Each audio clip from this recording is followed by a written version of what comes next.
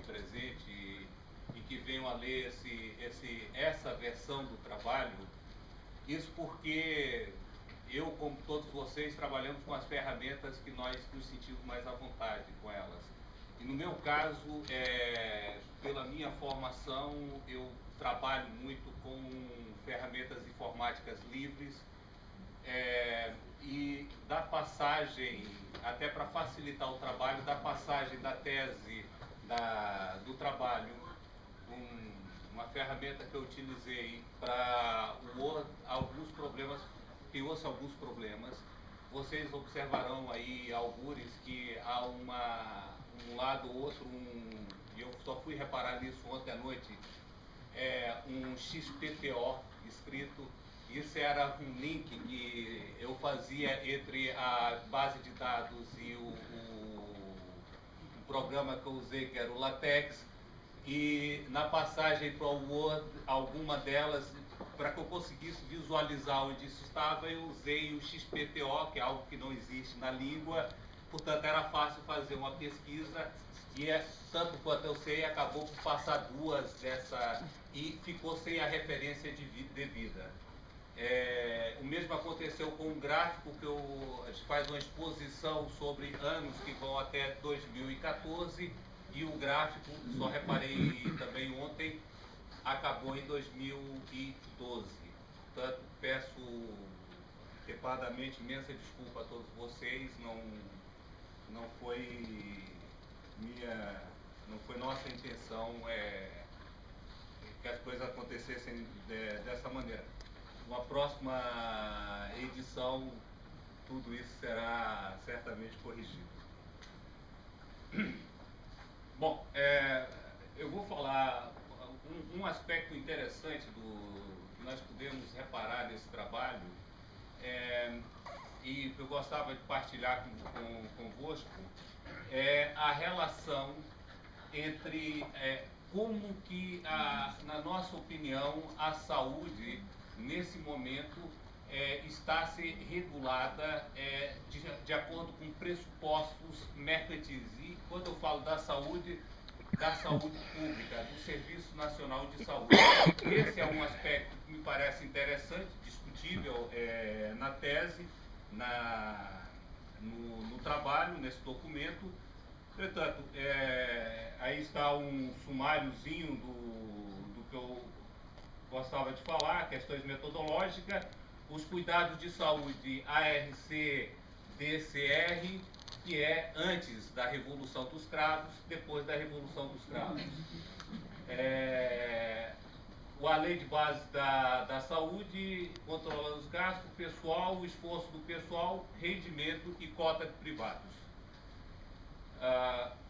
Bom, sobre a questão metodológica, isso é interessante, me parece importante referir essa questão, porque nós conseguimos trabalhar sobre o que existe. E a estatística que existe, os números que existem, são o que são disponibilizados pelas entidades oficiais. Nomeadamente um que é bastante fácil de trabalhar, que é o do Instituto Nacional de Estatística. Eu logo direi alguns problemas que encontramos com ele, através dos inquéritos dos hospitais, inquérito de saúde, inquérito nacional de saúde. Não sei se vocês conhecem isso. O primeiro são inquéritos que são feitos anualmente aos hospitais, o segundo é um inquérito que também é feito anualmente através da Direção Geral de Saúde aos centros de saúde. O terceiro é o Inquérito Nacional de Saúde, que é quinquenal, que é um inquérito, um auto-reporte da condição de saúde por parte da população, uma amostra da população portuguesa. As contas satélites da saúde, que são usadas para estruturar as contas nacionais, e o censo, para além disso, uma série de outra informação avulsa que nós recorremos. Da ACSS, recorremos aos balanços sociais, aos relatórios de conta, inventário do pessoal de saúde. Esse último foi produzido, talvez possamos dizer que é uma das poucas virtudes da Troika, né? Foi produzido por imposição da Troika,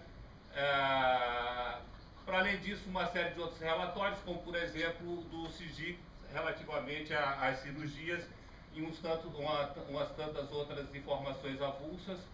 Para além disso, recorremos ao OCDE e ao Eurostat, o que não deveria ser, porque toda a informação disponibilizada por essas duas organizações são disponibilizadas para ela pelo Instituto Nacional de Estatística, o Tribunal de Contas, a entidade reguladora de saúde, através de estudo, também nos forneceu uma série de dados interessantes.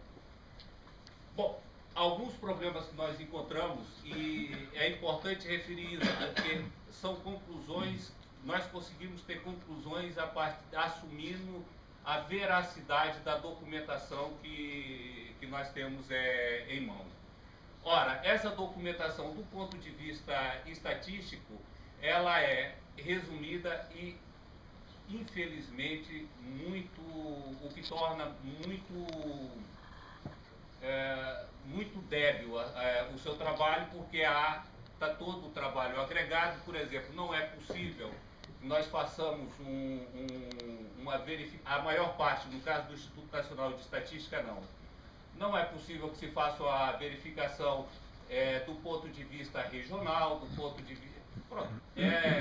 O ideal, sobretudo, no que diz respeito a entidades públicas, é que toda essa informação fosse disponibilizada desagregada. É um dado que eu vos dou também, que, para além disso, não haveria problema nenhum que todas essas entidades pudessem nos fornecer essa informação no formato digital possível de trabalhar diretamente com os números. Ao invés disso, o formato que é disponibilizado em regra é PDF, o que nos obriga a fazer um trabalho miserável e perder horas que poderia ser gasto, e algo mais importante, a passar esse resultado. A segunda, a falta da informação metodológica. Mais uma vez, no caso do Instituto Nacional de Estatística, esse não é um problema. No caso das outras entidades, é um problema, porque eles avançam com uma série de conceitos em que não se explica qual é a metodologia desse conceito, não diz qual é o erro associado àquelas medidas, inclusive com situações que são um bocado esdrúxulas, como, por exemplo, se vocês repararem no relatório de contas 2014, 2015, 2013 do Ministério da Saúde, Serviço Nacional de Saúde, vocês observarão que a cada ano, e são documentos produzidos 2 anos após esse ano, ou 1 ano no caso do relatório, mas os valores, por exemplo, o número de consultas nos centros de saúde, eu vou dar um exemplo, ele muda. Em 2013 é um, em 2014, relativamente a 2013, é outro, eu não estou a sugerir que há aldrabice aqui, eu estou a sugerir que há uma mudança metodológica. Provavelmente há um refazer desses números, e era importante que nós tivéssemos acesso a essa informação. Finalmente, e esse é um caso que é extremamente grave, é que o Instituto Nacional de Estatística, por alguma razão que eu desconheço, entre o ano de 2015 e 2010, não publicou, fez os inquéritos. A partir desse inquérito, ele apresentava a chamada estatística da saúde. Nesses anos não foi apresentada essa estatística. Bom, conseguiu-se contornar esse problema, mas um outro problema, que é um problema extremamente sério, é que, sem razão, eu não conheço quais as razões do Instituto Nacional de Estatística, no ano de 2012, os inquéritos aos centros de saúde foram cancelados. Pura e simplesmente deixou-se de fazer. E, prometendo que ele seria feito no futuro, ainda não está a ser feito, e, pior ainda, de acordo com um documento enviado para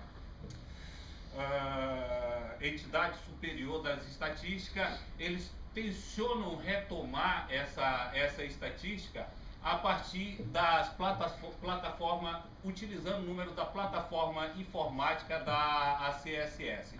Eu, pessoalmente, quero partilhar com vocês que eu acho isso criminoso. O papel do Instituto Nacional de Estatística é de total independência, é de produzir números para além de qualquer interesse governativo, para além de qualquer interesse, para além de qualquer...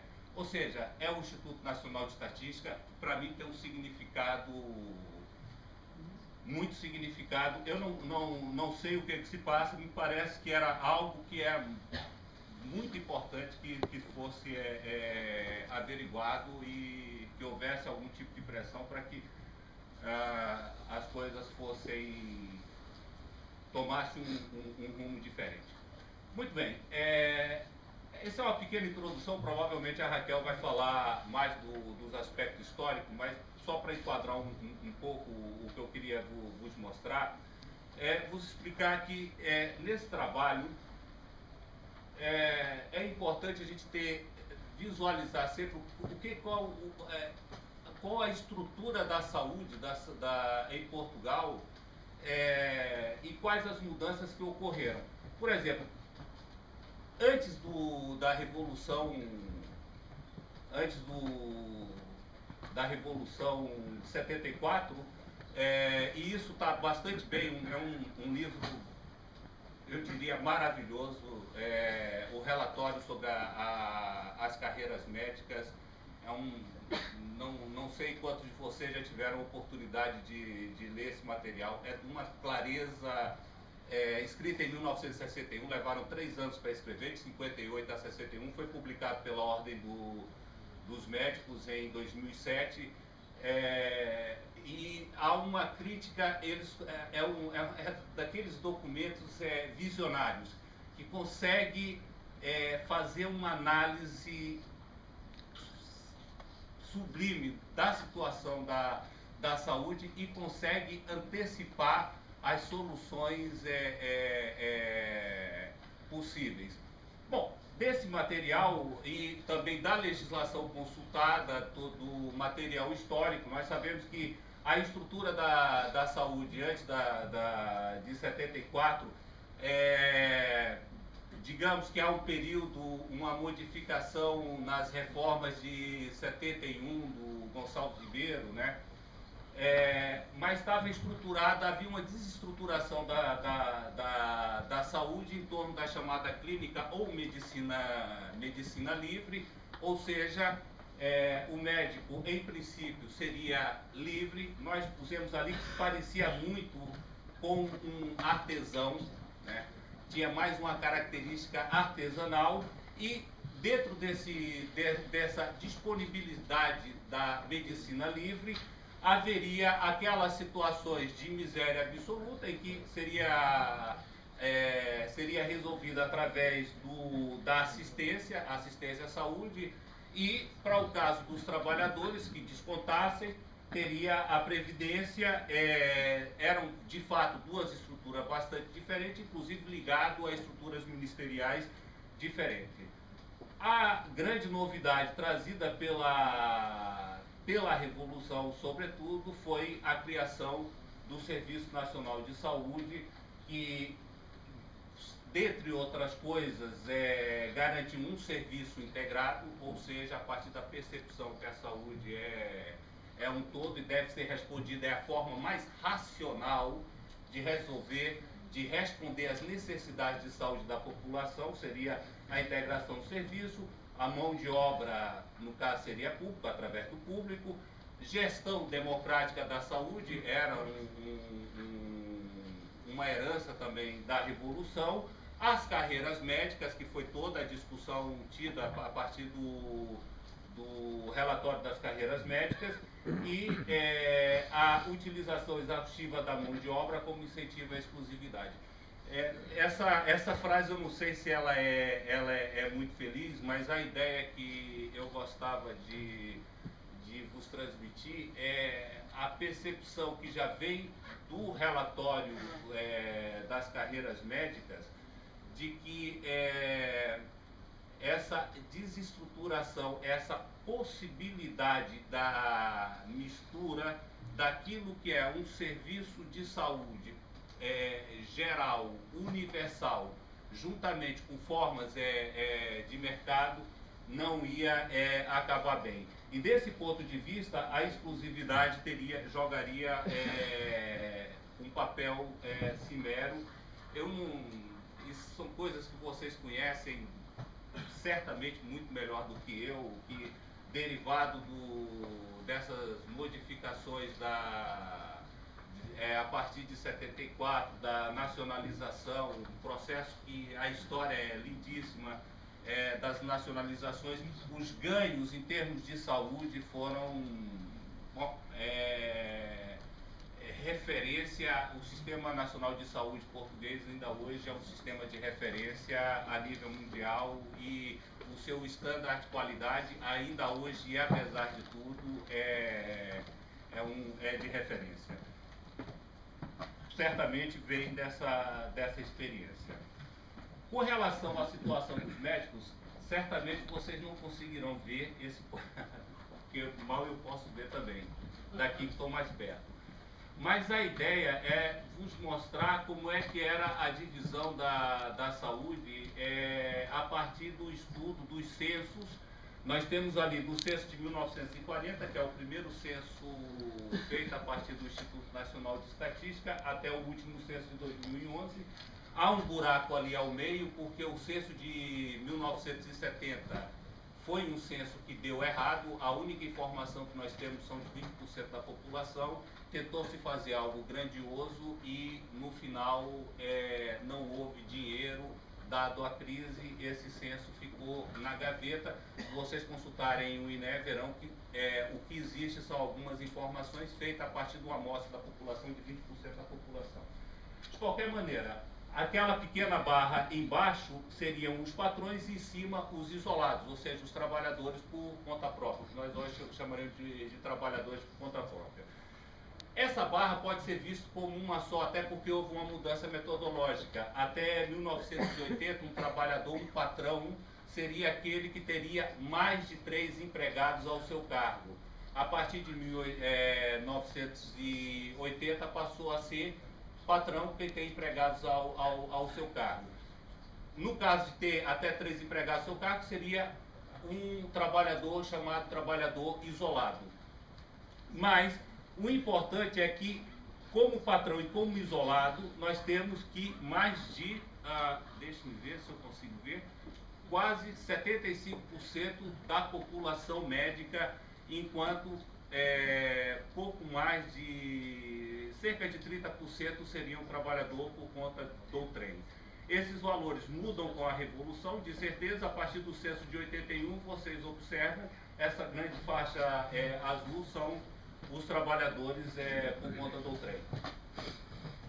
É importante, provavelmente a Raquel irá referir esse aspecto, que foi as mudanças ocorridas a partir da década de 80.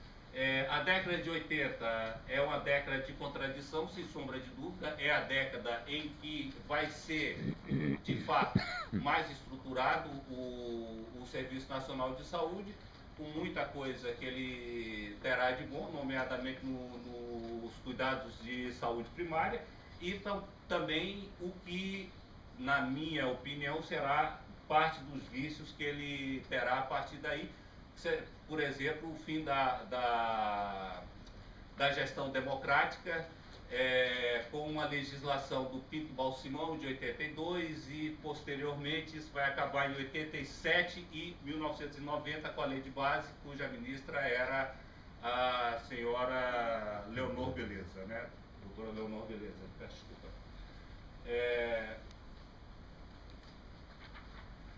Bom, a ideia essa sessão chamamos de 1990 Lei de Base da Saúde. Essa Lei de Base da Saúde, ela é o grande salto naquilo que pode-se dizer, e alguns autores usam essa terminologia, como uma tentativa de criação de um Sistema Nacional de Saúde ao invés de um Serviço Nacional de Saúde. Ou seja, um sistema enquanto entenda-se por sistema a integração do Serviço Nacional de Saúde com provedores privados de saúde. Isso é bastante claro, tanto no preâmbulo da Lei de Base da Saúde, como será claro também no decorrer de toda essa lei. Na prática, isso significará, e veremos os valores logo, o favorecimento do privado, a tentativa, esse aspecto, o primeiro aspecto é a separação do Serviço Nacional enquanto financiador e prestador. Há imensos estudos encomendados pelo Serviço Nacional, pelo Ministério da Saúde na década de 80, na década de 90, peço desculpa, na década de 90, que se refere a esse aspecto cimero do Serviço Nacional de Saúde.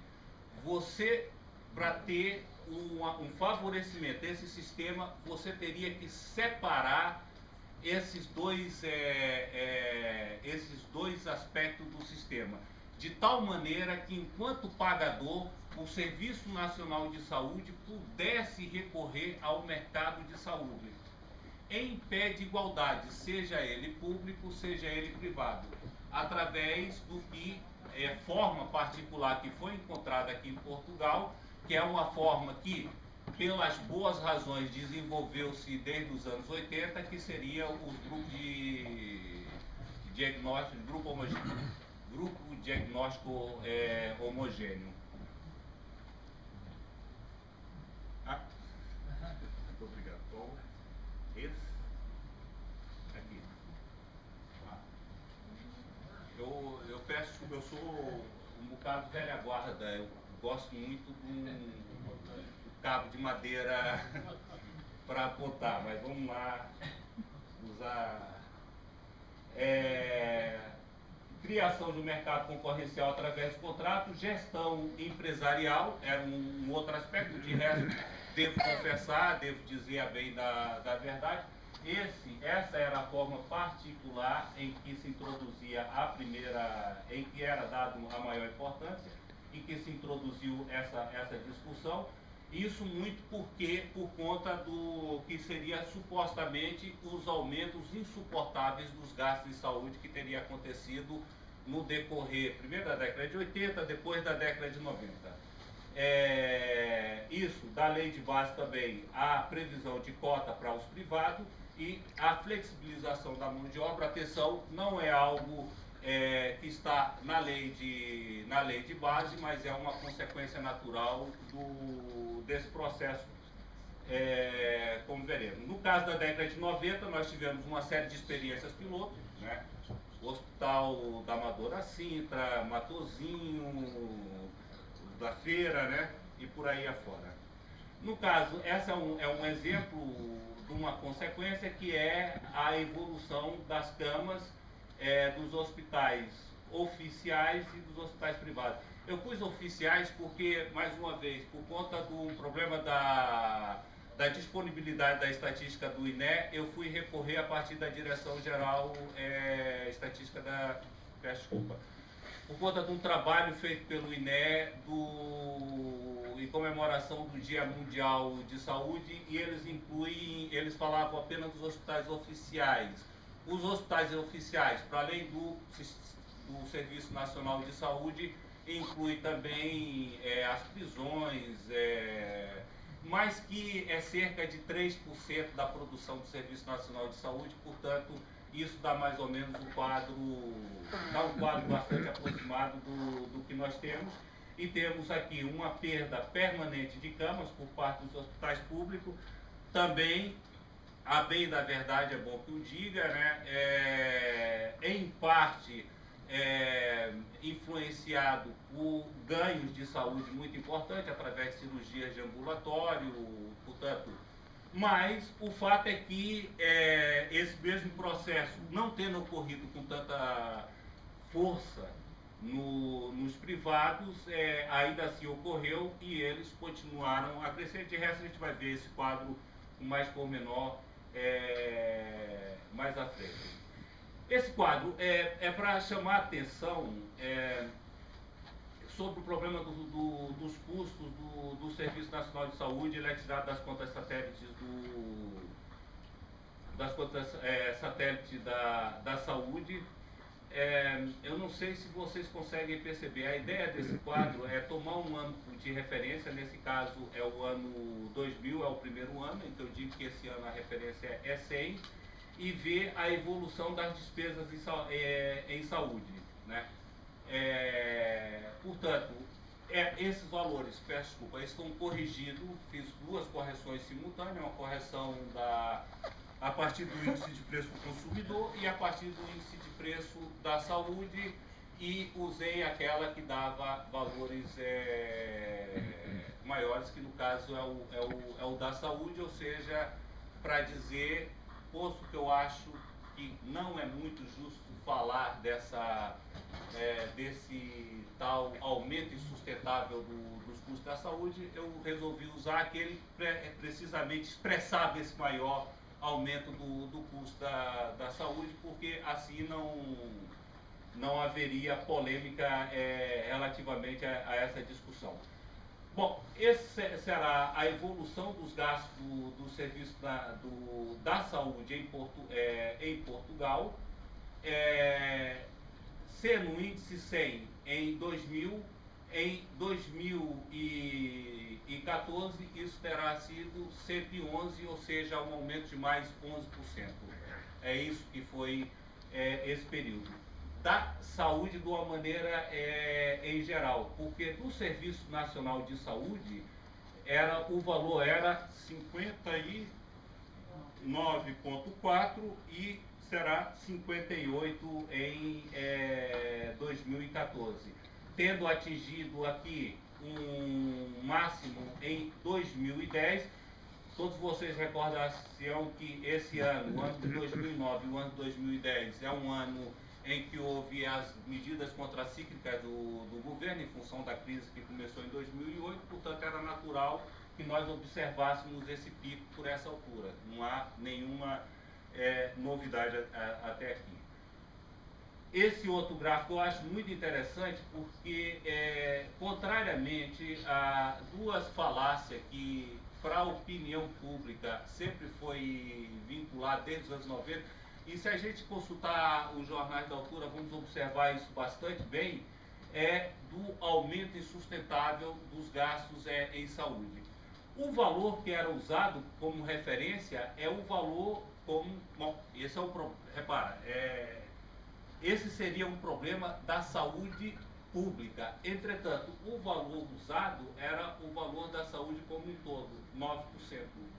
Por exemplo, em 2014, 8,3% em 2000. Do PIB, em valores do PIB. Tomando atenção que nesses anos aqui, anos da Troika, né, houve um grande rebaixamento do PIB, portanto, é natural que, havendo um abaixamento desse valor também, implica que houve um menor gasto.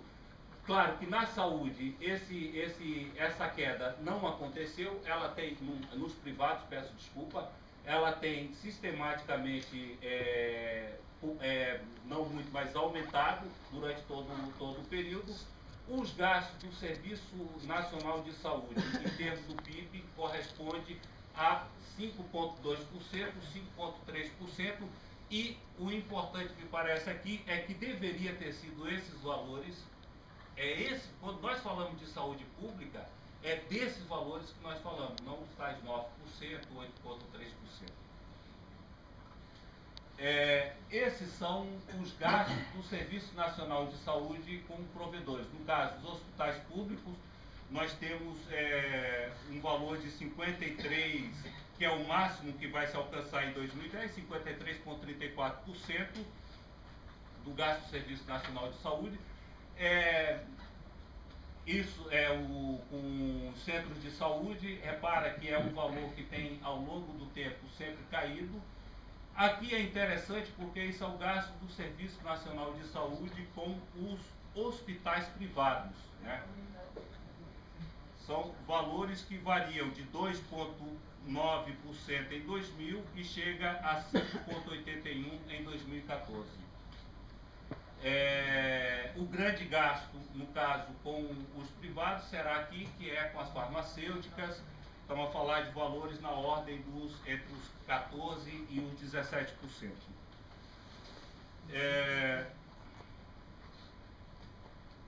Essa é a evolução do custo do pessoal, com custo pessoal do Serviço Nacional de Saúde. Repara que é algo que tem, ao longo dos anos, desde 1990, proporcionalmente caído ao longo de todo esse tempo. De valores que chegou aos 53, partiu de 53, 51 em 91, chegando a 38, 50 e cerca de entre 38 e 39% em 1913 e 1914. Desculpa, como é que está o meu tempo? Já acabou? Bom, então vamos acelerar um pouco. Essas são as proporções dos gastos em termos de tratamento. A gente vê que o gasto com internamento, em termos proporcionais, caiu bastante. Também isso é um comportamento absolutamente natural, tendo em conta que a gente vê um grande aumento nos hospitais de dias e tratamentos sem internamento. A única explicação que eu consigo encontrar para isso foi o grande salto técnico, é bom que o diga. Isso é muito interessante porque há uma escola da economia que defende, é uma polêmica a propósito dessa última da exposição do Michael, que todos os ganhos em saúde, o desenvolvimento na saúde não implica um ganho em termos numéricos. Por exemplo, se faz uma máquina de ressonância, é um grande ganho tecnológico, mas não implica que você vai conseguir tratar mais gente, porque vai intensificar, em termos de número de trabalhadores médicos, atenção, porque vai precisar, para utilizar essas novas tecnologias, um maior número também de profissionais médicos. Em geral, isso é bastante verdade, mas não é 100% verdade. Para já, em saúde pública, essa teoria não funciona de maneira alguma, né? As vacinas, Bom, em segundo lugar, o caso das cirurgias de ambulatório, então, viola completamente essa ideia. O caso da cirurgia de catarata, por exemplo, em 1990 fazia-se 12 mil cirurgias de catarata em Portugal por ano. Em 2014 foram 148 mil. Foi ordem 10 o aumento de cirurgia. Portanto, se isso não é um ganho, eu já não sei o que é. Cuidado domiciliar, eu não consegui encontrar uma explicação para essa queda aqui. Assumo que seja um problema de quebra. De qualquer dos modos, há uma quebra muito grande. Essa informação foi posta aí por conta de uma discussão sobre as cirurgias de ambulatório, que no nosso caso não interessa. Esse gráfico, ele dá a evolução do número de médicos desde 1960 até 2010. É bastante interessante, a gente encontra aqui, em primeiro lugar, a gente considerar que a formação desses profissionais, quando a gente vê aquele número aqui, foi algo que começou entre 5 e 10 anos anteriores, né? É interessante notar que há uma desaceleração, aliás, isso em matemática estará um ponto de inflexão aqui nesse período, ou seja, uma desaceleração em metade dos anos 80, que foi praticamente para zero, para voltar a aumentar com valores do ponto de vista da variação, da formação, da produção desses profissionais, ainda assim abaixo do que foi observado entre 73 e meados dos anos 80, sensivelmente. Isso isso é a variação dos efetivos hospitalares, no caso dos médicos, mais uma vez, se a gente tomar 2000 como a referência 1, veremos que em 2014 houve um aumento de 17%. Né? Os enfermeiros, houve um grande aumento. Aqui, no caso, essa coisa aqui, não levem isso a sério, é que se vocês repararem, os enfermeiros era incluído nas estatísticas, nos inquéritos aos hospitais, juntamente com os demais profissionais, até 1998, quando houve essa desagregação. Não, 95 ou 96, não sei bem. Quando houve essa desagregação, daí havia essa grande queda. Não tem nenhum significado. Assim, sem sombra de dúvida, um grande significado que houve, de fato, uma produção, uma utilização bastante mais intensiva de força de trabalho de enfermeiros. Isso dos centros de saúde, nós observamos o contrário, né, um processo contrário, uma quebra. Desde 1990 até essa data, uma queda dos profissionais médicos nos postos de saúde, uma compensação bastante grande, compensação entre aspas, um aumento bastante grande de profissionais de enfermagem. Esses, não sei se vocês conseguem ver, são os números, são todos os números. Eu gostava de avançar um pouco mais, posto que já acabou o tempo, dos profissionais. Aqui são os valores, um chamado de atenção bastante rápido, são os valores, isso é tirado dos balanços sociais do Ministério da Saúde, o número dos médicos de especialidade hospitalar, médico geral. Reparem, esse chamado de atenção é que vocês notem o aumento que houve de 2007, portanto, estamos a falar de 7 anos de diferença de trabalhadores da saúde e informação. Quero eu dizer com isso, ano comum e interno. São esses dois números aqui, um passa de 1 ponto, isso a proporção dele no conjunto do sistema. Atenção. É um aumento bastante efetivo. O ano de 2009 houve uma quebra de série, também não levem a sério essa queda que houve aqui. Essa é a evolução dos contratos, e essa era a discussão que no início eu havia falado para vocês, a necessidade da desregulamentação para a criação desse sistema chamado sistema de saúde, que incluísse todos. Há uma necessidade, há uma efetiva de dotar esse sistema de força de trabalho, de médicos. E efetivamente as condições, as relações laborais que se observavam até a criação dos hospitais EPE era um entrave a esse processo. A partir daí, com a criação dos contratos individuais, a adoção dos contratos individuais, que inclusive por definição elimina a possibilidade de trabalhar com exclusividade, abre essa possibilidade. Esse número, para além de ser uma queda significativa, ela só não é ainda maior porque, por definição, todos os trabalhadores em formação estão vinculados com o contrato da administração pública, apesar de trabalharem 40 horas. Né?